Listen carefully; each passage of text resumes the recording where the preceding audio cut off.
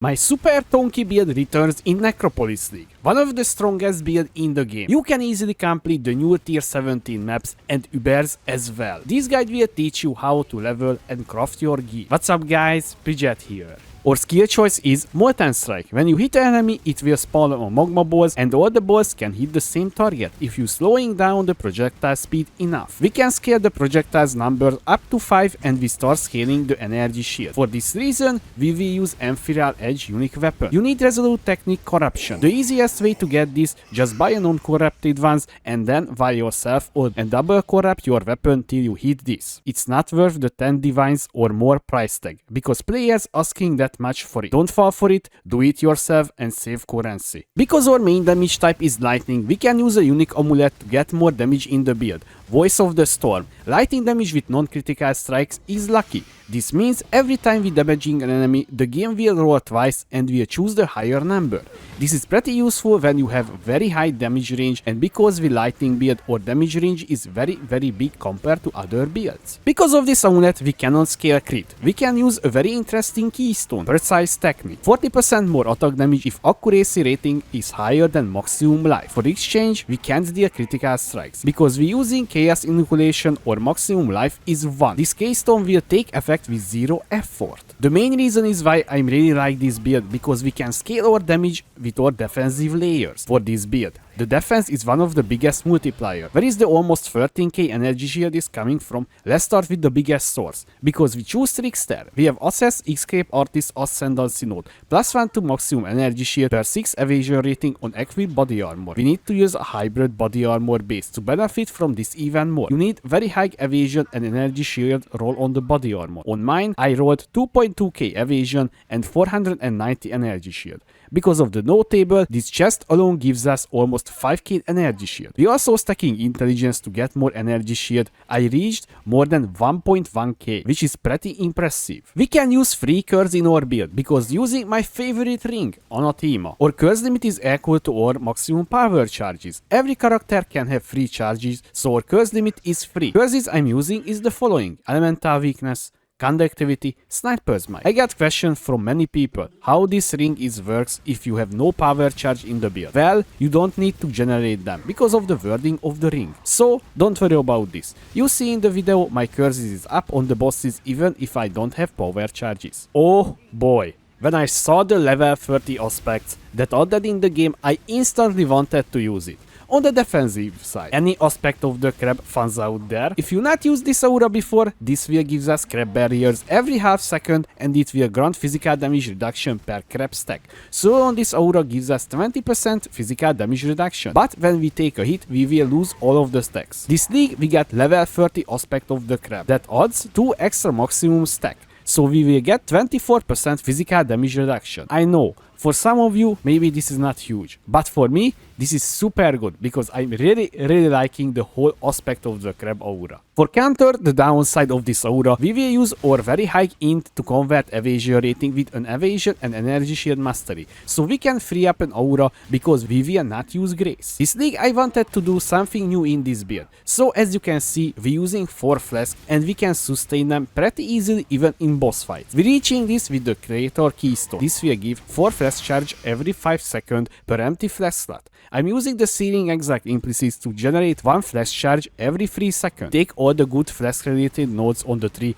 and from now we have 100% uptime, which is pretty cool because we can just fix our resistance problems and get more damage in the build, because this build is very heavily using the suffixes on the gear, so it would be very hard to cap our resistance. Our main recovery is coming from energy shield leech. Alone this is not super good because you will stop the leeching when you reaching for energy shield, but because we choose Trickster, we have access an interesting node, Soul Drinker. This enables us to leech energy shield. Also the leech effect is not removed if our energy shield is maximum, so we can just stand still in almost anything if we can hit a target. Worth to mention here, we have an option to take the Ghost River Keystone, but in my testing this could be annoying to deal on boss fights like Eater of Words or Searing Exact, where you can't hit anything when you need to collect the spheres and you will die because your energy shield can't recharge, so I'm not using this keystone on these Ubers. But on tier 17 maps, I allocated because somehow the damage on these maps is just much higher than the Uber boss fights, so extra recovery came in handy.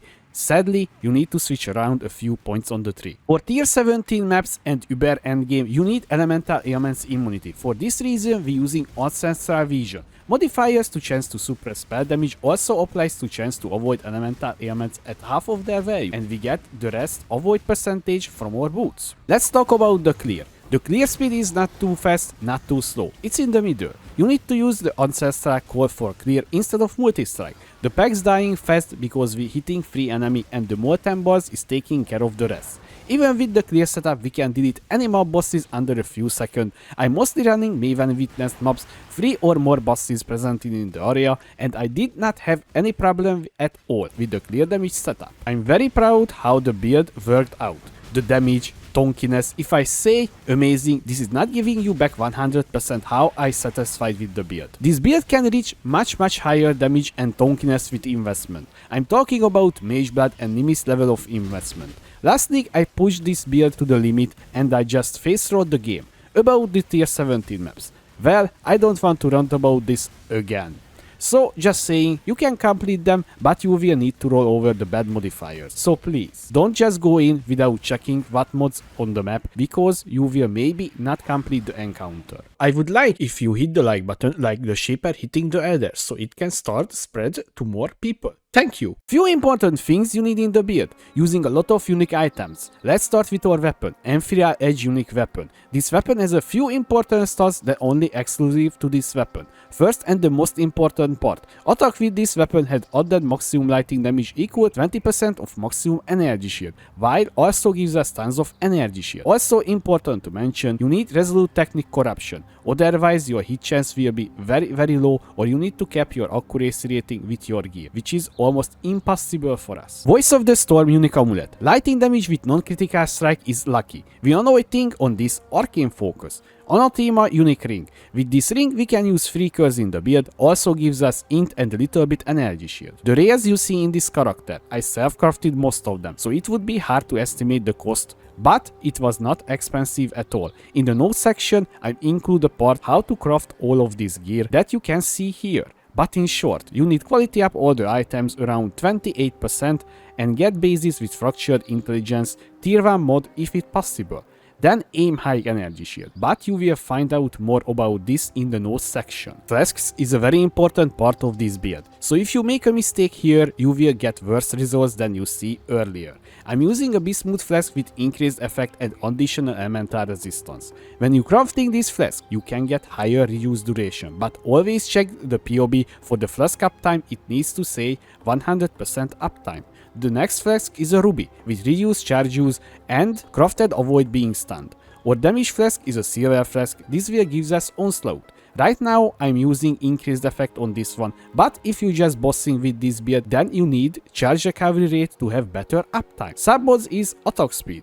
Using a unique flask Taste of Hate, this will gives us huge damage reduction from physical attacks. Pantheons we using Major, Soul of Solaris for bossing. You also need to upgrade this. If you just doing maps, Soul of Lunaris. Minor, Soul of Tukohama. Bandits, 2 passive point. I just want to highlight a few things on the passive tree that you need for the build. Using 2 8 passive cluster jewel with Feed the Fury and Martial Prowess. When you buying this, check the notables orders because we don't use the third notable and you can get different orders and you can take what you need. Using 5 unique jewel in the build, Fertile Mind jewel, and we socketing in here to convert our dexterity to intelligence. A Watcher Eye with increased attack speed while affected by precision and energy shield recovery rate while affected by discipline. The reason for this, because this is effective the leech rate, so you will get more recovery. Brutal Restraint Timeless Jewel with this line, denoted surface of Dekhara in the Akhara of Balbala. This will give you the Traitor Keystone. Right now I'm getting flash charge gain from this node, but if you craft your Bismuth Flask and get tier 1 roll on reduced duration, you can just skip this. Ancestral Vision. Modifiers to chance to suppress spell damage also applies to chance to avoid elemental ailments at half of their value. With Necropolis League we got a new unique jewel to this build, and that's the Perandus pack. We're socketing here because this is the most dense part of the tree, so we're getting like 45% energy shield from this jewel alone. We got back tattoos in this league as well. This build is using many. The most important is the flask effect duration. We need 4 of it. With this we can have 100% uptime on the flasks. The rest is suppression.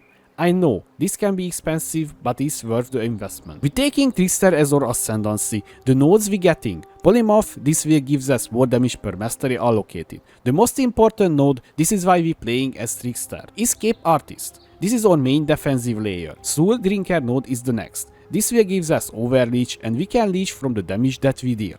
The other is Spellbreaker. This will help us cap our suppression and we take less damage from the spell damage if we on full energy shield. Gem and Gem link starting with our main link in our body armor, Molten Strike, Awakened Elemental damage with attacks, Volatility, Multi-Strike, Slower Projectile, and Energy Leech. When you do maps, switch out the Multi-Strike to Ancestral Call.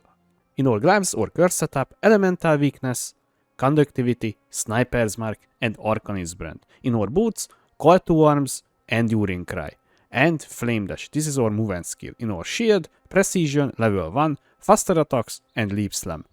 In our helmet, Discipline, Enlighten, level 3, Arctic Armor, Summon Skitterbots. In our weapon, Smite, Ancestral Protector, and Blood and Sand. I hope you enjoyed this video about energy shield stacking Trickster. If you have any question, please leave a comment below, or you can find me on twitch.tv/Peugeot2. Also, I would like to say thank you for my Patreons for supporting me. Thanks again guys. Thanks for watching, I was Peugeot, see you next time.